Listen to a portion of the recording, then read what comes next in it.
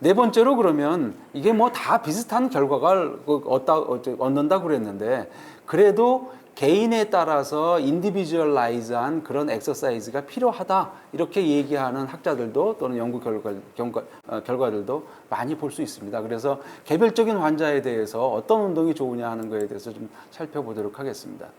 여기 보시는 것처럼 어떤 환자의 그룹은 다른 환자의 그룹보다 조금 더 베니핏이 있는 그런 엑서사이즈가 있다는 것입니다. 그 대표적인 것이 몇 가지 예가 바르스로스트가 있는 사람들은 코드리셉스 엑서사이즈만 계속 시키는 것보다는 뉴로머스큘러 엑서사이즈 시키는 것이 좋다고 하고 있고 오비즈화한 환자들은 이걸 자꾸 웨이트 베어링 시키는 것보다는 넌 웨이트 베어링으로 코드리셉스 엑서사이즈를 시키는 게 좋다. 그래서 이런 환자만의 특성을 감안을 해서 엑서사이즈를 옵티마이즈 하는 게 좋겠다 하는 것입니다. 이 페이퍼에서도 뭐 비슷한 얘기를 하고 있습니다. 물속에서 하는 수영이 이 페이퍼에서는 랜드 베이스 엑서사이즈보다는 조금 더 효과가 떨어질 수 있다 얘기하지만 이 페인을 많이 느끼는 특히 오비즈 환자들 하거나 또는 어드밴스된 그런 환자들한테는 물속에서 하는 엑서사이즈가 훨씬 더 효과가 좋을 수 있다 이렇게 얘기를 하고 있기 때문에 이런 옵티멀리제이션 하는 게 중요하다고 얘기를 하고 있습니다. 자, 머슬 스트렝스닝에 대해서는 어떻게 할까요? 아까 말씀드린 것처럼 이 30%에서 40%의 스트렝스를 올려야 된다고 하는데 그렇게 올린다 하반들 페인과 펑셔널 임프루브먼트는 그렇게 차이가 안 난다는 겁니다. 그래서 악을 바락바락 쓰고 그 레벨을 올리려고 할 필요는 없다 하는 게 이 페이퍼의 결과고 이 페이퍼의 결론은 엑서사이즈 그 자체가 중요하다는 겁니다. 노 스페시픽한 엑서사이즈 프로토콜이 다른 것보다 더 좋다. 어떤 한 가지의 스페시픽한 엑서사이즈 프로토콜이 좋다 이렇게 얘기할 수는 없다는 거죠. 하지만 또 하나는 이 익스텐서 스트렝스하고와 이런 페인과 디서빌리티의 상관관계가 있고 아까 말씀드린 것처럼 다른 또 개인이 얻어지는 거기 때문에 스트렝스 개인이 좋을 수는 있다 하는 얘기를 또 덧붙이고 있습니다. 엑서사이즈는 그럼 얼마나 오래 하느냐, 오래 해야 되느냐는 그 얘기를 그 환자들한테 저희가 해줄 필요가 있고요. 또 환자분들은 또 그렇게 이제 궁금해 할 수 있습니다. 이 좋은 페이퍼가 있는데요. 많이 인용이 되는 그런 페이퍼입니다. 엑서사이즈를 일단은 시작을 하게 되면은 2달 정도에서 가장 피크 레벨에 그 효과가 피크 레벨에 돌아온다고 얘기를 하고 있습니다. 그리고 2달이 지나게 돼서 2달 사이하고 6개월 사이가 지나게 되면 그 피크 레벨은 점점 엑서사이즈의 효과는 점점 떨어져서 한 반 정도 준다고 하고 있고요. 9개월에서 18개월 정도 지나면은 효과 면에서 엑서사이즈의 효과가 떨어진다고 얘기하고 있습니다. 근데 엑서사이즈 했는데 왜 떨어지느냐 이게 사실은 엑서사이즈를 함에도 불구하고 효과가 없다는 것이 아니라 이런 가장 큰 이유는 환자가 계속하지 못한다는 거죠. 그러니까 페이션트가 갖고 있는 엑서사이즈는 어디어런스가 떨어지기 때문에 여러 가지 뭐 개인적인 사정이나 이런 것 때문에 오래 가면 갈수록 이 엑서사이즈 효과가 떨어질 수밖에 없기 때문에 마치 뭐 저희가 헬스 클럽 등록해 놓고 이 1년짜리 연회원 등록해 놓고 한 달밖에 못 가는 거나 마찬가지죠. 네. 그래서 이런 어디어런스를 딜리버리를 중요하게 중요하게 생각하고 어디어런스를 높이는 그런 방법이 또 엑서사이즈에는 굉장히 중요합니다. OACBR에 따라서 이 환자처럼 KL 그레이드 4가 되는 이런 환자들하고 그렇지 않은 환자, 완투인 환자하고 비교하면 어떨까? 당연히 완투의 환자들이 더 좋은 효과를 얻을 수 있다고 얘기하고 있습니다. 그러니까 OA 시비리티하고 엑서사이즈의 효과는 인버스한 코릴레이션을 보이고 있다 얘기를 하고 있고 뭐 그렇지만 이런 시비어한 환자들한테도 효과가 있다 얘기를 하고 있고 펑셔널 임프루먼트가 있다고 얘기했습니다. 그다음에 퀄리티 오브 라이프도 증가가 된다고 얘기하고 있습니다. 하지만 뭐 조심스럽게 이런 이 결과는 조심스럽게 다시 좀 이밸류에이션을 해야 된다 하는 얘기는 하고 있지만 분명한 효과는 있다 하는 거에 대해서는 이견이 없는 것 같습니다. 바루스 얼라이먼트가 있는 환자들인데요. 우리나라 체질적으로 바루스가 있는 환자들도 꽤 많이 있고, 또 OA가 어드밴스 되면은 이런 바루스 디포머티가 만들어지는 게 있죠. 웨이트 베어링 하는 축과 니는 상당히 거리가 있기 때문에 항상 니에는 어덕션 모멘텀이 생기게 마련입니다. 이런 환자들한테 코드리셉스 엑서사이즈를 이렇게 계속 이쪽에서 당겨주면 바루스 얼라이먼트가 있는 사람한테 더 나빠지지 않을까 하는 그런 우려가 생길 수도 있습니다. 하지만 결과는 12주의 뉴로머스큘러 엑서사이즈나 또는 12주의 코드리셉스 엑서사이즈를 시켜봐도 이 니의 어덕션 모멘트는 증가하지 않았다는 겁니다. 오히려 이런 엑서사이즈, 두 가지의 엑서사이즈 프로그램이 이 페인을 증가시키고 펑셔널을 개선시키고 퀄리티 오브 라이프를 개선시키는데 분명한 효과가 있었다 하는 이런 연구 결과가 있습니다. 조인트 인스테빌리티가 있는 경우입니다. 이게 바르스로스트가 있는 경우, 제가 지난번에 2강에서 이피전이 있는 경우에서 이제 이런 설명을 좀 드린 적이 있는데, 이런 스탠딩 페이즈에 인스테빌리티가 있어서 바르스로스트가 있으면 오스테오아스라이티스가 굉장히 이 프로그레션하는 그런 중요한 프로그노스틱 팩터라고 말씀드린 바가 있습니다. 그래서 이런 환자들한테 인스테빌리티를 중요하게 위해서 이 두 가지를 생각할 수 있는데, 하나는 코드리셉스 엑서사이즈, 햄스트링 엑서사이즈, 스트렝스닝을 많이 시키는 방법이 있고, 두 번째로는 뉴로머스큘러 엑서사이즈를 해서 스테빌리티를 증가시키는 그런 두 가지 방법입니다. 그런데 이 두 가지 방법을 해봤더니 테일러된 엑서사이즈 프로그램. 그래서 첫 번째로는 스테빌리티를 증가시키는 엑서사이즈를 하고, 두 번째로는 이 머슬을 스트렝스닝 엑서사이즈 시키는 방법이 훨씬 더 좋았더라 하는 그런 얘기입니다. 이거는 액티비티 리미테이션도 30% 더 좋았고, 페인도 40% 더 좋았고, 니의 인스테빌리티도 30%가 개선이 됐다 하는 그런 연구 결과를 내놓고 있습니다. 더군다나 니 주위의 머슬이 강한 사람들은 스테빌리제이션 트레이닝을 바로 시작할 수 있지만, 이런 머슬이 약한 사람들은 스트렝스닝 엑서사이즈를 먼저 시작을 하고 나서 그 다음에 그 스테빌리제이션 엑서사이즈를 시키는 게 더 효과가 있다 하는 얘기입니다. 역시 이 환자도 마찬가지로 그런 스테빌리제이션 엑서사이즈, 스트렝스닝 엑서사이즈에 의해서 이런 그 임프루먼트가 엑서사이즈 효과는 분명히 가질 수 있다 하는 것이 이 연구 결과에서 밝히고 있는 내용입니다. 자, 이래서 이런 스페시픽한 컨디션에 있는 무릎의 스페시픽한 컨디션에 있는 환자들은 환자에 따라서 개별화가 필요하다 하는 얘기입니다. 아까 예를 들은 것처럼 바르스로스트가 있는 사람 또는 오비즈가 있는 사람, 페인이 있는 분들은 웨이트 베어링, non 웨이트 베어링 또는 엑서사이즈의 종류를 바꿔서 그 환자에 맞게끔 적용하는 것이 좋고요. 일단 시작하면 최소한 12주는 해야 운동 효과가, 아까 마요카인 얘기하면서도 그런 말씀을 드렸어요. 크로닉하게 해야 머슬에서 나오는 마요카인도 많이 나오지만 팻에서 나오는 이 에디포카인도 줄일 수 있는 그런 효과를 얻을 수가 있습니다. 그 효과는 그 어디어런스에 관계가 없다고 생각한다면 8주째, 2개월째 최대가 되고, 그 다음에는 감소가 되고, 그 다음에 9개월에서 10개월 사이에는 운동에 추가 효과가 없기 때문에, 운동의 그 효과를 얻을 수가 없기 때문에 계속적으로 어디어런스를 갖고 운동하는 것이 중요하다 하는 얘기를 하고 있고요. 이 오스테오아스라이티스가 심한 환자보다는 초기에 오스테오아스라이티스가 더 좋은 운동 효과를 얻는다고 얘기하고 있고요. 코드리셉스 스트렝스닝 엑서사이즈를 해도 니 얼라이먼트는 변함이 없기 때문에, 또는 바르스로스트가 있는 환자한테도 코드리셉스 스트렝스닝 엑서사이즈가 상당히 도움이 된다 하는 그런 거기 때문에 많이 시키는 게 좋고요. 그렇지만 바르스로스트가 있는 환자한테는, 스트렝스가 강한 사람한테는 스테빌리제이션 엑서사이즈를 먼저 시키는 게 훨씬 더 좋다 하는 그런 검토 결과를 말씀드린 바가 있습니다. 이렇게 환자들한테 엑서사이즈가 좋다, 또 어떤 엑서사이즈가 좋다, 그런 엑서사이즈를 얼마나 오래, 얼마나 세게, 얼마나 자주, 이런 얘기를 했지만 사실은 이게 좋아지는지 나빠지는지 또 이밸리에이션에서 환자를 인커리지 하는 것도 그에 못지않게 중요합니다. 아까 말씀드린 것처럼 엑서사이즈에 대한 어디어런스를 계속 갖게끔 하는 게 중요한데 그것을 그래서 결과를 모니터링하는 게 중요합니다.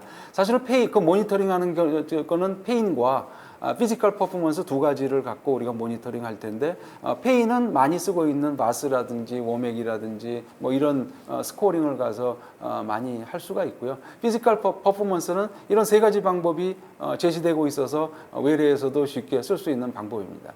30초 동안 의자에 앉아서 얼마나 많이 일어났다 앉았다 할 수 있느냐는 거고요. 40m를 10m를 이렇게 해놓고 4번 왔다 갔다 해갖고 얼마나 빨리 걸어서 왔다 갔다 할 수 있느냐 하는 거고 계단 올라갔다 내려갔는데 얼마나 시간이 걸리느냐 하는 이런 펑셔널 테스트를 함으로써 지금 당신이 하고 있는 엑서사이즈의 효과가 어떻다 하는 거를 환자한테 리마인드 시켜주고 계속 인커리지 시켜줄 수 있는 그런 방법으로 삼을 수가 있겠습니다. 이렇게 여러 가지 얘기를 많이 하고 뭐 일관적으로 엑서사이즈가 좋다 이렇게 어떻게 말씀은 여러분한테 드리고 있지만 사실 현실적으로 뭐 저도 마찬가지고요. 현실적으로 엑서사이즈를 처방하는 경우는 그렇게 많지 않습니다. 또 처방을 하더라도 환자가 그거를 받아서 잘 하는 경우 그렇게 많지 않습니다. 그런 연구 결과를 또 하고 있는 직구준 연구자도 있습니다. 일반 의사들의 29%는 오스테오아스트라이티스는 그냥 쉬는 게 최고다. 자꾸 운동을 하게 되면 니 페인이 점점 더 가중할 것이다. 그래서 엑서사이즈는 하면 안 된다 하는 것이 연구 결과의 내용입니다. 또 이런 연구 결과에서 미국에서 경우에 엑서사이즈 처방을 받아야 됨에도 불구하고 못 받는 환자가 그 중에서 받는 환자가 43% 정도밖에 안 된다는 거죠. 아까 말씀드린 것처럼 모든 환자는 엑서사이즈의 처방을 받아야 됨에도 불구하고 실제로 미국 같은 경우에는 뭐 잘 아시겠지만 리해빌리테이션의 그 퍼실리티라든지 인스티튜트가 굉장히 발달이 되고 잘 되어 있는 나라입니다. 그럼에도 불구하고 40%밖에 처방을 안 된다는 거죠. 프랑스의 경우에서는 의사의 15% 이하만이 엑서사이즈의 처방을 낸다는 거죠. 우리나라는 어떨까요? 제가 생각하기엔 우리나라 글쎄요 10% 넘을까요? 아마 1%가 안 되지 않을까요? 그런 큰 우려를 갖고 있고 사실은 제가 이번 세션에서 강조를 드리는 거는 물론 여러 가지 어려운 점은 있습니다. 하지만 강조를 드리는 거는 그래도 엑서사이즈를 관심을 좀 가져달라 하는 것이고 사실은 엑서사이즈에 대해서 친숙해지면 그게 바로 환자한테 친숙해지는 바로 로얄 로드가 된다고 저는 생각하고 있습니다. 왜 의사가 또는 환자가 엑서사이즈에 대해서 그렇게 별로 친화적이 못 되느냐 하는 얘기를 뭐 여러 가지가 이렇게 해놨습니다. 내부적으로 또는 외부적으로 여러 가지 배리어가 있죠. 환자 입장에서 볼 때는 뭐 의욕도 별로 없고 뭐 성격도 그렇게 뭐 엑서사이즈 안 좋아하는 뭐 그런 성격이 뭐 그럴 수도 있고 개인적으로 한번 엑서사이즈 해봤더니 뭐 별로 효과가 없더라 뭐 이런 나쁜 경험을 가진 경우도 있고 의사의 입장에서 볼 때는 뭐 엑서사이즈 한다고 그래서 뭐 수가가 더 올라가는 것도 아니고 도와줄 사람도 없고 시간도 많지 않고 뭐 이런 또 뭐 비가 오거나 그러면 또 거리가 많이 떨어지거나 그러면 엑서사이즈를 또 할 수 있는 그 찬스도 떨어지고 이런 많은 요인들이 엑서사이즈를 잘 못하게 하는 것이 여러 가지 요인이 작용을 하고 있는데 그 중에서 가장 중요한 것은 클리니션입니다. 클리니션이 엑서사이즈에서 얼마나 지식을 갖고 있고 어떤 자세를 갖고 있고 얼마나 페이버를 갖고 있느냐에 따라입니다. 대부분의 클리니션들은요, UK 베이스의 이건 얘기입니다. 뭐 우리나라는 사실 뭐 마찬가지라고 생각하지만 오스테오아스트라이티스를 디제너레티브 컨디션이라고 생각합니다. 웨어앤테어이고 이거는 결과적으로 나중에 수술이 갈 것이다. 진행을 할 것이기 때문에 수술을 하는 방법이 이 결과적인 방법이기 때문에 엑서사이즈 그렇게 큰 메릿을 못 느낀다 하는 그런 생각을 의사들이 많이 갖고 있다는 겁니다. 그래서 그 엑서사이즈에 참여하게끔 인커리지 하는 게 좀 적고요. 그다음에 또 이 무릎에 그 엑서사이즈 오스테오아스트레티가 심하면 이게 오히려 하면은 환자한테 더 나쁠 것이기 때문에 하지 마라 하는 그런 얘기를 많이 하는 것이 중요한 요인이라고 제시를 하고 있습니다. 18개월 동안 환자를 439명을 이렇게 팔로우업 해봤습니다. 엑서사이즈의 효과가 얼마나 오래 가느냐 합니다. 여기 표에서 보시는 것처럼 12주를, 아까 최소한 12주는 운동을 해야 된다고 그랬죠? 그 12주 운동을 하면 이렇게 이펙트 사이즈가 굉장히 높습니다. 그런데 12주가 끝나면 그 이펙트는 얼마나 오래 가느냐면 6개월 정도 지나면, 그러니까 24주가 지나면, 6개월 정도가 지나면 그 이펙트는 다 감소한다는 겁니다. 그래서 엑서사이즈를 이렇게 지금까지 열심히 이렇게 시켜라, 듀레이션, 인텐시티, 프리퀀시 얘기하면서 열심히 시켜라, 어떤 정도로 시켜라 이렇게 얘기를 하지만 이게 이렇게 지속이 되지 않으면 그 다음에 엑서사이즈 효과는 떨어지기 때문에 다시 말씀드려서 환자의 어디어런스가 굉장히 중요하다 하는 그런 얘기를 할 수가 있고요. 일반적인 경우에 같은 경우는 지금까지 쭉 말씀드렸지만은 여러분들께서 이제 환자를 보시다 보면 스페셜한 경우가 있습니다. 스페셜하게 애널리틱한 엑서사이즈가 필요한 그런 환자들이 이렇게 이피전이 많이 있거나 시노바이티스가 심하거나 또는 MRI 베이스로 카틀리지 리전이 파텔로 페모랄 조인트 또는 티비오 페모랄 콘다일, 페모랄 콘다일, 티비알 콘다일에 이렇게 있는 환자들, 이런 환자들은 인디비주얼라이즈 시키는 게 필요하다고 생각을 합니다.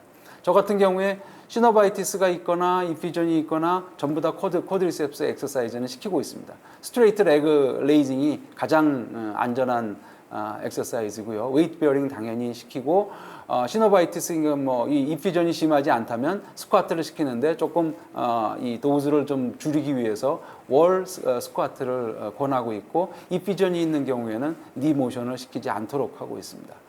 카틀리지 이로전이 그 티비오 페모랄 조인트에 국한이 된 경우에는 지금까지 제가 말씀드린 것처럼 코드리셉스 엑서사이즈를 위해서 런지나 스쿼트 뭐 별로 제한이 없어 시키고 에어로빅 엑서사이즈, 웨이트 베어링 엑서사이즈 다 시키고 있습니다. 하지만 파텔로페모랄 컴파트먼트에 있을 때는 조금 더 다른 애널라이틱 엑서사이즈가 필요하고요. 메럴라인먼트가 있는 경우에는 말씀드린 것처럼 코드리셉스 엑서사이즈 열심히 시키고 있고요. 당연히 웨이트 베어링하고 코드리셉스 엑서사이즈를 하기 위해서 또는 햄스트링 엑서사이즈를 같이 동원하기 위해서 스쿼트나 런지 엑서사이즈를 시키고 있습니다. 그럼 파텔로페모랄 컴파트먼트는 좀 더 특별한 엑서사이즈의 패턴이 타입이 필요하다고 생각합니다. 제일 중요한 건 코드리셉스 엑서사이즈, 스트레이트 레그 레이징 하는 방법, 그 다음에 월 슬라이드로 코드리셉스 스쿼트를 하는 방법, 또 익스터널 힙의 로테이터를 엑서사이즈 시키는 방법, 이런 방법이 중요하다고 생각하고 티비오 페모랄 조인트 환자한테 하던 거랑 달리 이 딥 스쿼트나 딥 런지 또는 이 익스텐션을 하지 않은 상태에서 레그 컬이나 이런 걸 하는 것을 피하고 있고 특히 계단 다니는 거 또는 산에 다니는 거 이런 거 다 피하도록 그렇게 강력히 권장을 하고 있습니다. 그러니까 환자한테 해야 되는 거 하지 말아야 되는 거를 분명하게 나눠서 인스트럭션을 주는 것이 파텔로페모랄 아스라이티스 있는 환자들한테 중요하다고 생각을 합니다. 이상 같은 거를 여러분들께서 좀 더 썸머라이즈가 되게끔 다시 한번 반복을 해드립니다. 엑서사이즈는 모든 환자한테 필요합니다. 에이지에 관계없이 디지의 시비어리티에 관계없이 페인의 레벨에 관계없이 펑셔널 어빌리티나 코모빌리티가 있느냐 없느냐에 따라서 관계없이 가능하면 엑서사이즈를 하게끔 만들어야 되고요. 컴바인드 엑서사이즈가 이 강력하게 권장이 되고 하지만 개인의 특성에 따라서 테일러된 타겟티드된 엑서사이즈 아까 말씀드린 것처럼 바로 스러스터가 있는 사람 BMI가 30이 넘는 오비즈한 환자 또 이 많이 걷거나 이렇게 스탠딩 하거나 했을 때 페인이 있는 사람들한테는 그런 이 환자한테 맞는 엑서사이즈를 권해야 됩니다. 햄스트링 엑서사이즈, 머슬 엑서사이즈, 코드리셉스 엑서사이즈 큰 차이가 없이 다 환자의 펑셔널 레벨을 증가시켜 주고 있습니다. 또 좀 착안해야 되는 점은 이 니에 이 오스테오아스트라이티스가 있는 부위와 반대편 사이드에 있는 머슬의 엑서사이즈를 시켜주는 게 좋다는 거죠. 미디알 OA가 있는 경우에는 라테랄 머슬, 라테랄 OA가 있는 경우에는 미디알 머슬, 이 클로즈 체인 또는 오픈 체인 엑서사이즈로 스트렝스닝 엑서사이즈를 시키는 게 중요하다고 얘기를 하고 있습니다. 도우스 면에서는 최소한의 12개의 세션을 가져야 된다. 그 다음에 각 세션이 30에서 60분을 가져야 되고 6주 이상은 좀 했으면 좋겠다. 아니면 좀 약한 사람은 그렇지만 12주 이상 하는 것이 훨씬 더 좋다 하는 얘기를 하고, 듀레이션은 12주 이상 하는 것이 훨씬 좋다 이렇게 얘기를 하고 있습니다. 마지막에 엑서사이즈는 6개월이 지나면 거의 유주얼 레벨로 다 돌아가기 때문에 환자가 계속 할 수 있도록 어디어런스를 갖게끔 에듀케이션하고 어슈런스를 계속 가질 수 있게끔 인커리지 하는 것이 상당히 중요하다고 얘기를 하고 있습니다. 이상이 여러분들이 아마 일반적으로 듣는 얘기와 많은 부분이 겹치기도 하지만 조금 더 다른 내용을 또 들었다고 저는 생각을 하고 있습니다. 하지만 또 여러분들이 중요하게 간과하면 안 되는 중요한 사항이 있습니다. 연골에 좋은 운동이 있나요? 하는 퀘스천. 사실은 가끔 이게 좋은 홍보나 또는 매스컴의 화두가 되기도 합니다. 과연 연골에 좋은 운동이 있습니까? 한번 살펴보도록 하죠. 연골은 에이바스큘라하고 에이뉴랄하고 에이림파틱하기 때문에 제가 지난번에 2강에서도 말씀드렸던 2강과 4강에서 말씀드린 것처럼 뉴트리언 서플라이나 웨이스트 리무버를 시노비얼 플루이드에서 디퓨전 또는 서브콘드럴 본에서의 디퓨전 또는 서브콘드럴 본에서 올라오는 이런 블러드 베스를 통해서 이 패시브하게 받고 있습니다. 그런데 그 연골의 조직의 특성은 다른 조직이랑 상당히 다른 특성을 갖고 있습니다. 여러분들 이 그림에 한번 주목을 해주시기 바랍니다. 연골이 이와 같은 게 있죠. 시노비얼 플루이드가 있는데 이렇게 컨스턴트한 로딩을 갖게 되면 처음에는 플루이드가 연골 안에서 이렇게 나가게 됩니다. 나가게 되면서 연골 안에 있는 다른 나가지 않은 플루이드가 이렇게 다시 리디스트리뷰션을 하게 되고 그것이 이제 로드가 없어지게 되면 다시 원래의 상황으로 돌아가게 됩니다. 돌아가게 되면 이 안에 플루이드가 부족하니까 압력이 당연히 떨어지겠죠. 그러면 주위에 물을 다시 흡수하는 그런 특성을 갖고 있는 이 연골이 갖고 있는 아주 티피컬한 특성입니다. 이런 조직은 우리 몸에 다른 데는 없습니다. 그래서 이렇게 다시 돌아오는 거에 대해서 두 가지 중요한 요소가 있는데 그거는 물에 대한 퍼미어빌리티입니다. 이 바깥에 이게 연골은 상당히 포러스한 스트럭처입니다. 그래서 물이 잘 들어갔다 나갔다 할 수 있게끔 하는 그런 물의 퍼미어빌리티를 갖고 있다는 것이고요. 두 번째로는 이 안에 있는 콜라겐이 눌렸다가 다시 로드가 없어지면 용수철처럼 튀겨나가는 그런 탄성이 있는 것이 상당히 중요합니다. 그래서 그런 것들 때문에 물이 흡수가 되고 나가게 해야 되는 것이고 그 물을 따라서 영양소가 들어왔다가 또 노폐물이 나가고 그런 이 작용이 가능하게끔 하는 것이 연골의 미케니컬한 특성입니다. 그래서 그것을 우리가 얘기를 할 때 연골은 이렇게 비스코 일레스틱하다고 얘기를 하고 있고요. 또 하나는 바이페이식하다. 여기 보시는 거 그림으로 다시 이제 표시를 해놨지만 이렇게 가게 됩니다. 로드가 없는 상황에서 로드를 주게 되면 물이 이렇게 빠져게 나가게 되고요. 콜라겐 파이버가 이렇게 모양을 유지하지만 눌려서 이렇게 들어가게 됩니다. 그 다음에 계속 들어가게 되면 콜라겐이 더 이상 들어갈 수 없는 경우까지 가게 되면은 여기서 하드한 머티리얼의 그런 일레스티시티가 없어지는 거죠. 이렇게 갈 때까지 물의 근 50%가 빠져나간다는 겁니다. 이렇게 움직이는 그 콜라겐의 무브먼트를 크립 피나미넌이라고 얘기를 하겠습니다. 그래서 여기서 로드가 떨어지게 되면 당연히 콜라겐의 그 반발 계수에 의해서 탄성에 의해서 이 연골이 다시 릴렉세이션 되는 그런 패턴을 보이는 것이 이 연골의 특성입니다. 그래서 연골은 바이페이직하다고 얘기를 하고 있습니다. 그림에서 보시는 것처럼 자, 이게 시간적으로 이렇게 가는 것이고요.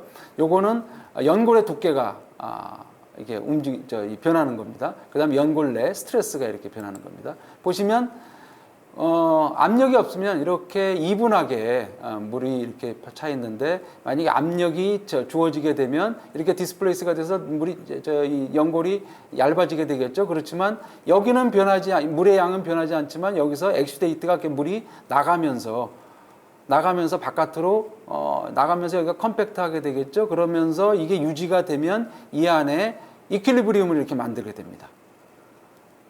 당연히 이렇게 이퀄리브리움을 만들면 프레셔는 올라갔다가 이렇게 떨어지게 되죠. 그래서 이거를 바이페이직한 로드 릴렉세이션 피나미난이라고 하고, 아까 얘기한 이 콜라겐에 의한 크립 비헤이비어를 여러분들 보실 수 있습니다. 이거 보시는 것처럼 이러한 패턴을 보이는 것이 연골의 이 미케니컬 무브먼트고요. 이런 무브먼트가 없다면 무릎 안에, 연골 안에는 노폐물과 영양분을 집어넣었다 뺐다가 할 수가 없습니다. 그래서 그런 현상이 안 일어나게 되면, 만약에 여러분 운동을 하면서 서든한 임팩트를 계속 주는 운동을 하게 되면 이와 같은 일이 일어나게 되죠. 이런 바이페이직한 무브먼트 안 일어나고요, 크립 안 일어나기 때문에 그냥 물이 이렇게 터져버리고 맙니다. 그래서 이런 결과이기 때문에 로드는 갑자기 올라가게 되고요. 그 다음에 이런 상태는 계속 유지하기 때문에 이 안에 있는 컴포넌트들이 변할 수 있는 그런 상황이 안 만들어진다는 거죠. 그래서 말씀드린 것처럼 이렇게 변을 하기 위해서는 엑서사이즈를 할 때 물이 빠져나가고 다시 재분배되고 다시 흡수가 될 수 있는 시간이 필요하다는 겁니다. 이것이 카틸리지 엑서사이즈를 하는데 아주 중요한 포인트입니다. 보시는 것처럼, 그래서 서든한 임팩트를 주는 카틸리지에 서든한 임팩트를 주는 모든 엑서사이즈, 점핑, 러닝, 클라이밍, 특히 내려올 때, 다운힐을 할 때 이런 엑서사이즈는 다 좋지 않다고 생각할 수가 있습니다. 보시는 것처럼 연골에 이 영양분을 공급하고 연골에 이 좋은 영향을 주려면 스피드가 항상 어느 정도의 유지가 되면서 천천히 가야 되고요. 그 다음에 로드 어마운트는 항상 컨시스턴트 해야 되고, 이런 연골의 디스트리뷰션에 걸쳐서 디스트리뷰션에 걸쳐서 이분하게 이 로드가 주어져야 되고, 가능하면 레인지는 크면 클수록 좋다는 겁니다. 사실은 그런 운동을 우리가 할 수 있는 운동 중에 찾기라는 거는 그렇게 많지 않습니다. 그래서 저는 그 중에 스쿼트와 바이크를 매우 좋아합니다. 그래서 환자들한테 주로 이 두 가지를 안내를 하고 있습니다. 보시는 것처럼 이건 제가 운동하고 있는 거고요. 보시는 것처럼 스피드 제가 임의로 조절할 수 있고요. 그 다음에 로드의 어마운트도 당연히 이 로드를 얼마나 주느냐에 따라 달라지긴 하겠지만은 로드의 어마운트도 하고 이분하게 디스트리뷰션을 시킬 수 있고, 레인지 오브 모션도 저희가 조절을 할 수가 있습니다.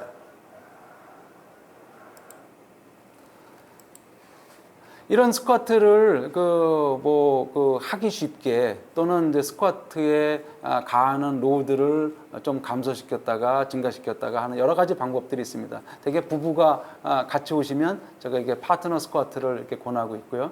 그 다음에 스쿼트의 이게 바른 자세, 허리 자세, 무릎 자세, 앵클의 자세를, 힙의 자세를 유지하려면 이런 서포터가 있는 게 좋습니다. 이런 기구들, 이런 것들이 있으면 좋고요. 로드를 많이 가하지 않으려면 이런 월 스쿼트를 하거나, 또는 이렇게 디바이스를 이용해서 하거나, 또는 로드가 좀 더 인텐시티를 주고 하려면 이런 방법, 런지를 이런 방법으로 해서 스쿼트를 해서 인텐시티와 도우즈를 조절을 할 수가 있습니다. 바이크도 마찬가지입니다. 바이크의 포스트를, 안장의 포스트를 조절을 함으로 해서 무릎에 운동하는 무릎의 레인지를 조절할 수 있고, 스피드 당연히 본인에 의해서 스피드와 로드를 컨트롤할 수 있기 때문에 바이크 역시 상당히 믿을 만한 안전한 운동이라고 말씀드릴 수가 있습니다.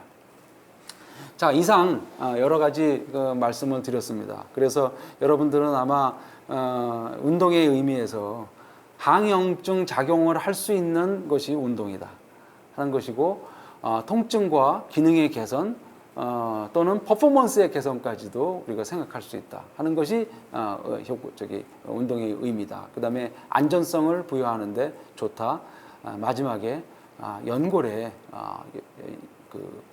좋은 영향을 주기 위해서는 연골에 좋은 운동을 해야 된다 하는 것을 여러분들이 숙지하셨을 것이라고 생각을 합니다. 자, 이제 제가 말씀드린 거를 모두 다 정리를 하면서요. 다시 테이크홈 메시지로 말씀을 드리면, 근육은 마이오카인이라는 굉장히 중요한 사이토카인 펩타이드를 분비하는 내분비 기관입니다.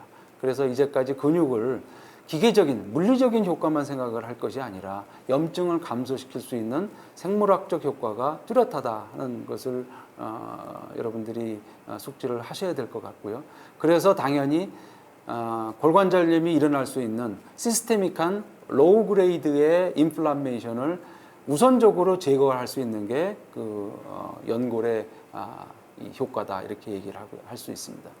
연골의 종류를, 운동의 종류를 이것저것 어느 거 할까 이렇게 망설이는 것보다는 종류에 관계없이 상당히 이 일정한 레벨의 효과를 보이기 때문에 일단 하는 것이 중요하시고요. 일단 시작을 하면 꾸준히 계속하는 것이 중요한 것이라고 환자한테 꼭 에듀케이션을 시켜야 된다고 생각을 합니다. 환자의 상태, 또 슬관절의 골관절염의 시비어리티에 따라서 인디비주얼라이즈를 시켜야 된다는 얘기를 많이 드렸고요. 마지막에 연골은 매스 트랜스퍼를 패시브하게 할 수밖에 없는 그런 조직이고 거의 우리 몸의 유일한 조직입니다. 그 다음에 연골의 이런 미케니컬 프로퍼티는 비스코일레스틱하고 바이페이직하기 때문에 이런 패시브한 운동을 하는, 또 매스 트랜스퍼를 하는 이 연골의 좋은 운동의 종류는 여러분들이 잘 생각하셔서 추천을 해 주셔야 됩니다. 이상 강의를 마치도록 하겠습니다.